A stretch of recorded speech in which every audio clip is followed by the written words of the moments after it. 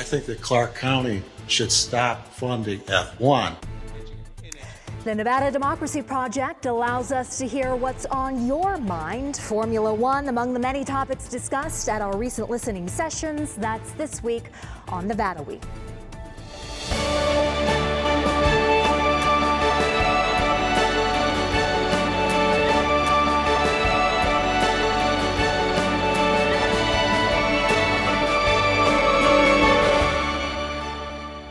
Support for Nevada Week is provided by Senator William H. Hernandez.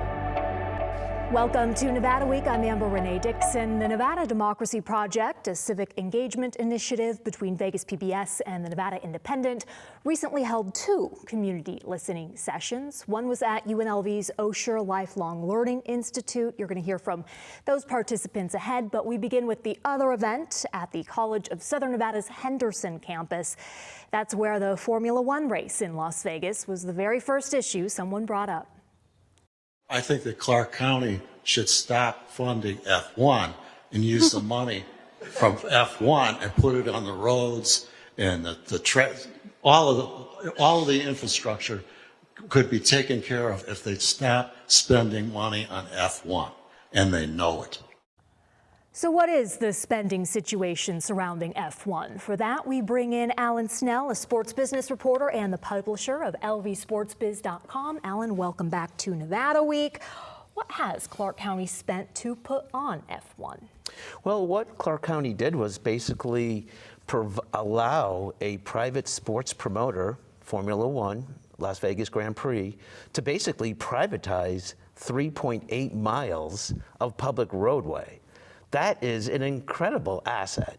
They did not demand any compensation for that. I was really surprised. I've covered major sports business events and projects around the country.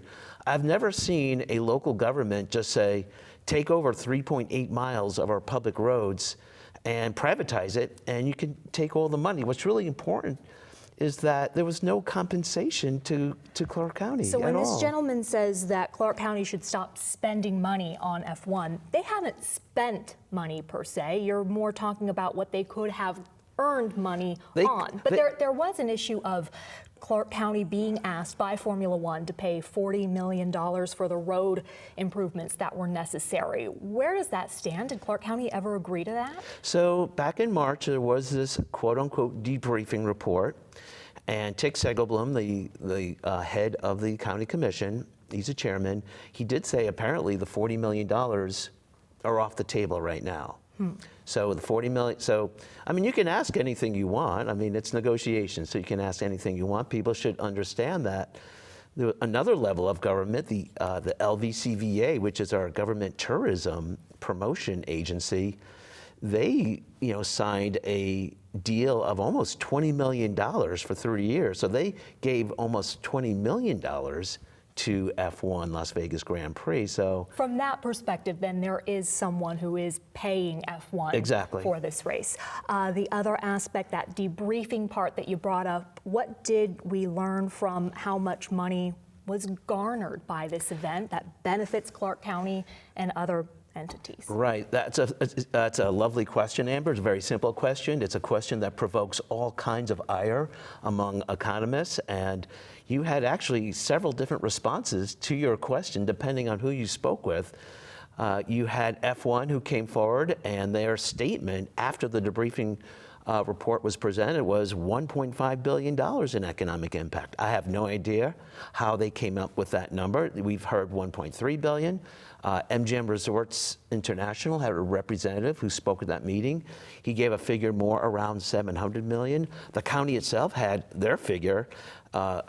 It was around maybe $800 million. We have no explanation about the methodology, and we also don't even know what the definition of economic impact is, and that's why the numbers are all across the board. I will theorize that F1 is maintaining that they're using a number of 315,000 people that week. What they did was they looked at the capacity of 105,000 daily and simply tripled it because it was a 3-day event. And so if you multiply 105,000 by 3, you come up with 315,000, and then there was a number thrown out that these folks are spending per capita $4,000 each. So if you extrapolate the 315,000 times the 4,000, you come up with this $1.3 billion.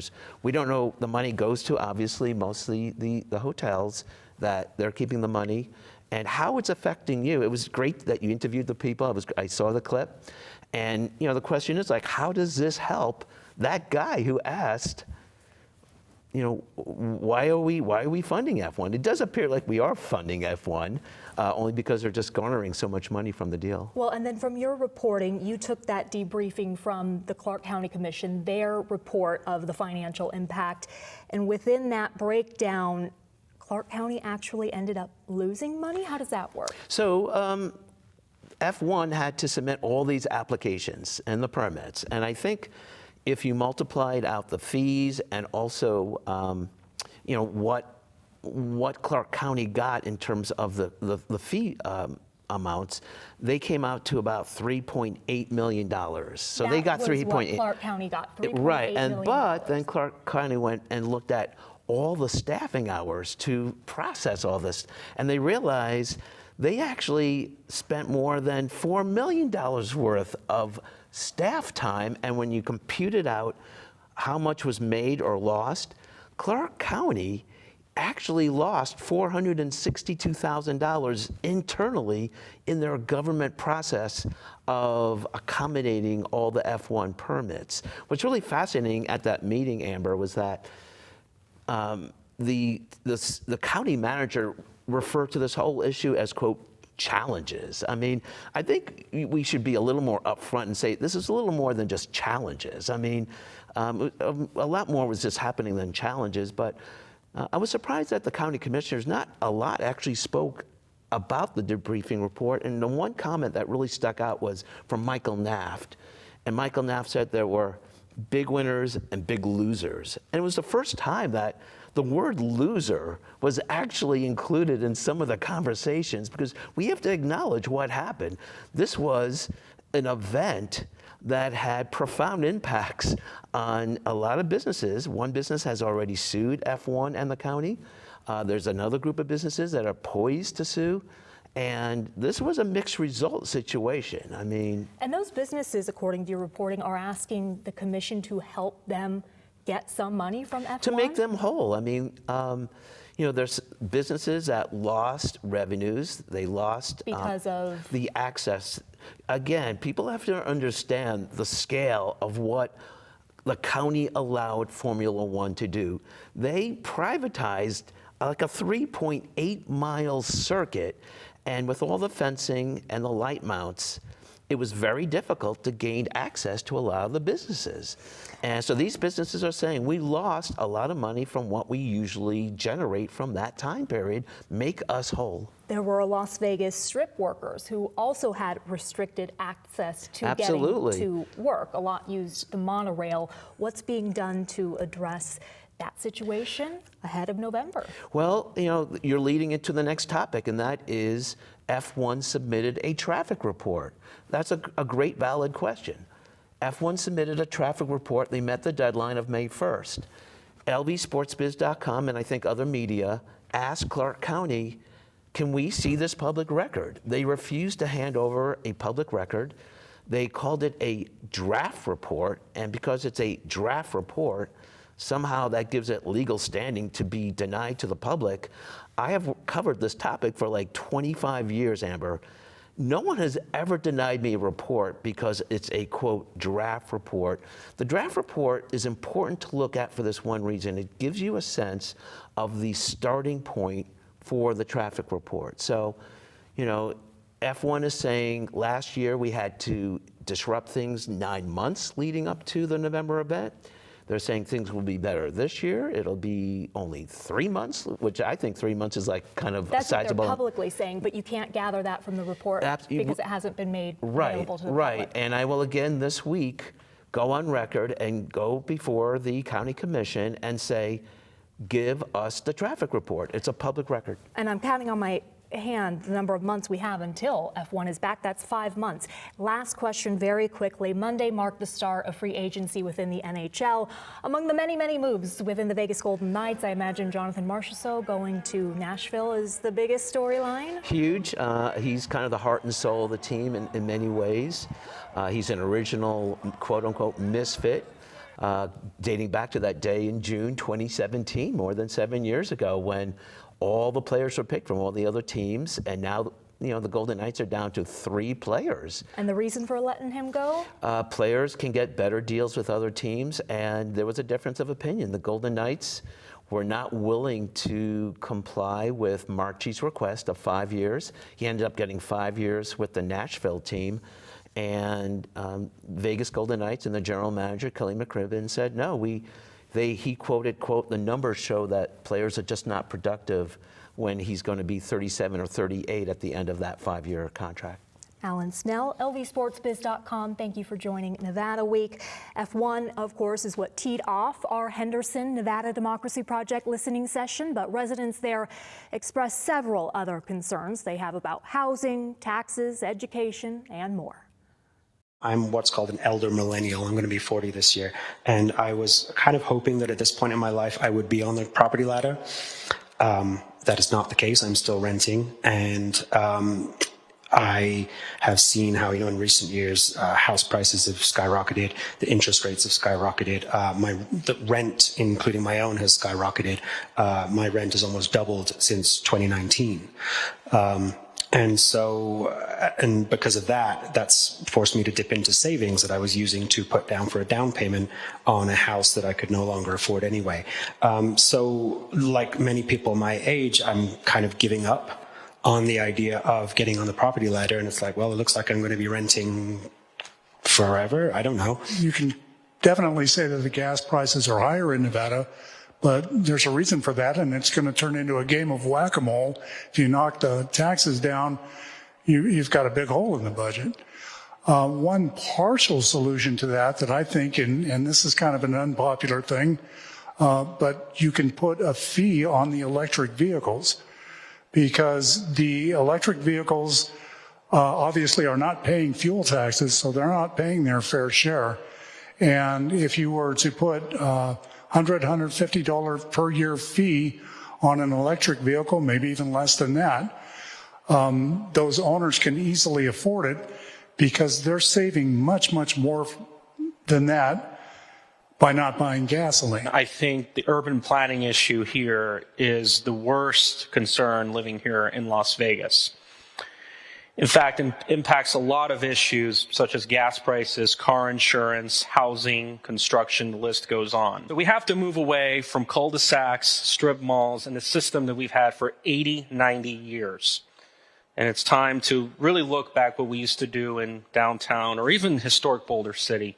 Until we don't look and address this issue and build something different at a massive scale, I believe most of the problems here in Las Vegas are going to persist. The most recent primary, it was hard as heck to find any information on most of the candidates that weren't running for one of the major offices for Congress or for the mayor's office.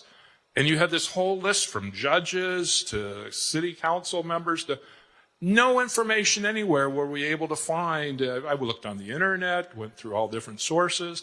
How can you as a citizen make a good decision on candidates when the press doesn't have the ability to really report what's going on? All of that leads me to question the state of our democracy in this state. I don't think there's any value in us being or having the 5th largest school district in the country. Numerous studies have shown that the best possible size for a school district is between 35,000 and 50,000 students.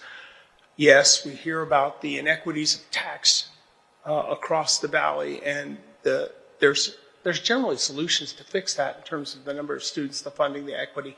Everybody talks about, well, then we're going to lose the value of central administration and central HR and central buses and all of that.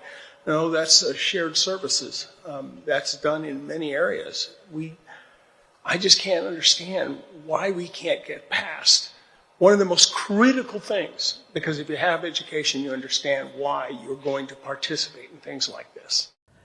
Joining me to host that Nevada Democracy Project listening session, and joining me again now is Rocio Hernandez, education reporter for the Nevada Independent. Rocio, welcome back to Nevada Week. Let's talk about the last issue discussed in that series of sound bites, breaking up the Clark County School District. Of the recent efforts that have gone toward that, what stands out to you? So there's always been, historically, for the past, I don't know, like 10 years, pushes to break up the school district, but they never seem to go very far. The latest attempt that we saw was in 2020. It was a petition that would have allowed municipalities that wanted to form their own school district and break off from CCSD. That petition didn't get the valid signatures it needed to qualify for the ballot, so it essentially just died out. But what we have heard in the past, concerns about those kind of efforts, is that there's people who are worried about what that would mean in terms of inequities that it could potentially create, so like these unintended consequences of breaking up the school district. There's also been issues or questions about like how much this would actually cost to break up the school district. I think there's been efforts maybe in the past to do a study on how much that would cost, but it just doesn't seem like there's some support for it, because obviously there's a lot of people that are frustrated with the state of the district that want some different kind of option, and they see breaking up the school district as one of those options, especially because we're the 5th largest school district in the country. And a lot of people say that CCSD has just gotten too big over the years. Like there's 300,000 students, and how can you possibly effectively manage all of these students and understand the needs that each one of these communities that the schools are in are facing? Like they're so different. There's so many areas. It's more than just urban Las Vegas here. Totally, and we're going to talk about the rural areas, which you've done some reporting on, but that initiative was the Community Schools Initiative, and that was ruled, I think, just as recently as December that was not going to be on this year's ballot. So these efforts take time, but also CCSD's response to why they do not want to break up the school district has included, as you mentioned, inequities. Will you explain that better to our viewers, how that would work, why they think breaking up the school district would result in inequities? Yeah, the school district, and I think even others in the community, are concerned that if you break up the school district, you'll have neighborhoods that are just well off more because they might have more tax revenue because their properties have higher value, that they'll have more resources than you'll see in maybe like inner city schools where maybe the property tax isn't as strong. So they're concerned that by breaking up the school district, you'll have districts that are well off, and you'll create districts that aren't as well positioned to compete with those districts. So that's one of the concerns. And then I think in the past, we've also heard former Superintendent Jesus Jara saying that he thinks that a lot of those conversations are a little bit of a distraction from the work that needs to happen in CCSD, that they kind of take away from the message, and it's a distraction from what he sees as the real issues, which is funding issues across the state. Okay, let's talk about last legislative session. There were a couple efforts to break up the school district in terms of Moapa Valley and Mesquite, right? How did that one work? Yeah, so like I said, there's different pockets in CCSD. So the Moapa area is one of those where the issues that those schools are facing are very different from the ones that you'll see here in the urban core in the Las Vegas Valley. So for a while, those schools have felt like the district being here centered in Las Vegas, they have felt historically ignored. They feel like the issues that their schools face are a little different than maybe what you can encounter in Las Vegas. So they've been wanting to see some sort of solution to what they feel, being ignored. So one bill that was introduced last session would have allowed them to create their own school district. So not essentially as big as this whole break up CCSD, but more just let one little part of CCSD break off and become its own school district. But that bill didn't get a hearing, and so it didn't get very far. The other effort that did result in, again, not a breakup, but some movement in this area deals with authorizing municipalities as charter school Authorizers. I mean, it's a strange set of words, but what does that mean? And there has been progress in that area. Yes, yeah.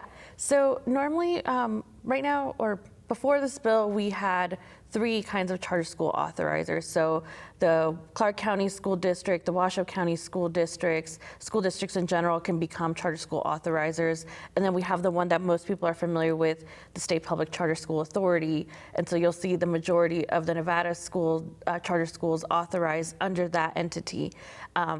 What this bill did is it allows municipalities that are interested to become charter school authorizers. So this allows them to open up schools, and be involved in the process of opening up more charter schools in those municipalities.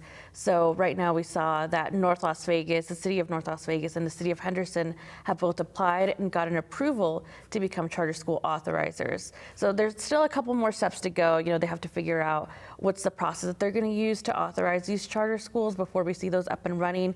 But we could potentially. Does that mean they would run these charter schools? I think they would work to authorize them, so they would be responsible for overseeing the charter schools, but not necessarily being the operators of the schools. So you'll have let's say so-and-so has an idea for a charter school. They'll go up to the city and ask them if they can bring this idea for a charter school to life in the city. And that's allowing these municipalities to exercise a little bit more control over the education that their residents are receiving. So it's almost like not exactly like a breakup of CCSD, but it does allow for more options in these different cities now to create not a new school district, but to create different school choices for their community, for their residents that want this. And you, in your recent reporting, talked a little bit more about Moapa Valley and Mesquite. You spoke with some people out there who have some hope that perhaps a new superintendent will better address the challenges they're facing. How much optimism do they have about that? Like I said, with the new superintendent, there's this potential that this person can come in and give them a little bit more focus, a little bit more attention than what they've been used to in the past. So the residents that I spoke to have been longtime education leaders, advocates in their communities. So they're definitely going to be staying involved as CCSD school board does the superintendent search. They're definitely going to be looking at to see which of these candidates that come forward will be the best for their area. But I don't think they're necessarily holding their breath, because historically people come in and they'll say they want to and care for Moapa areas, but it seems that over the years, with all the stresses and challenges that come along with managing a school district of this size, the Moapa area just kind of is left in the rearview mirror. Rocio Hernandez of the Nevada Independent, thank you for joining Nevada Week.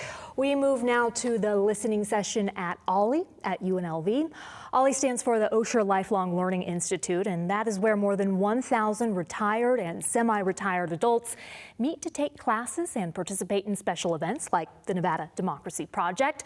For this session, I was joined by John Ralston, CEO and founder of the Nevada Independent. Here's some of what we heard. We were ground zero for the biggest mass shooting in America. Nothing made sense. What would be your first wish if you could get one piece of gun control legislation passed in the state? What would it be?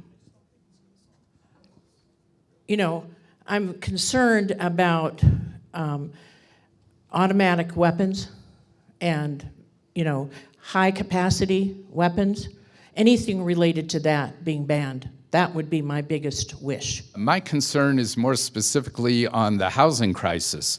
Lack of affordable housing. I read in the news recently that 70% of Las Vegas population cannot afford a home. I'm also seeing a higher level of homelessness, and I think it's a big area, not only for seniors, but for the whole population. Federal Section 8 housing. I don't understand why the federal government doesn't have a massive program to support people who are on the margins so they can come upward in the economic ladder. Most of the problems, like the school and the legislature, is a problem of overpopulation. 4 months every 2 years was fine 30 years ago, 40 years ago, but it's not fine now. Our problem is we don't know what an optimum population ought to be for us. We don't know why we want to keep expanding, because we're going to be just like Los Angeles. We'll all be moving to South Carolina to get the hell out of here. There was a bill, SB 235, that gave terminally ill patients the right to choose to die. And that was the first time it's been passed by the legislature, and he vetoed it. And as a senior, seeing many of my friends who have suffered with terminal illness and family members, that concerns me. Every governor that's been governor since I've lived here has said they're going to fix schools, and they've gotten worse. What is it that can be done? Well, what do you think should be done? If the governors can't fix it, maybe you can. Go ahead. Burn them all down and start over. When schools fail, it's not simply a matter of lack of resources, but it's also a function of parent participation.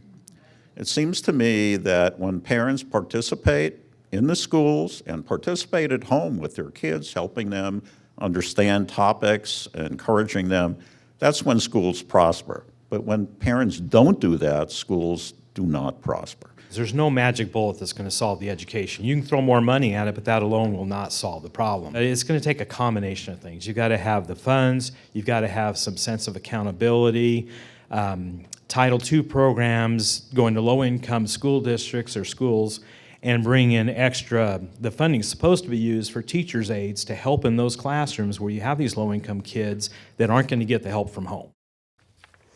A big thank you to those who've showed up to our Nevada Democracy Project listening sessions. What you share there is helping us determine what we should be covering, and that coverage can be found on vegaspbs.org/Nevada Week and the NevadaIndependent.com. I'll see you next Thursday night at 7:30.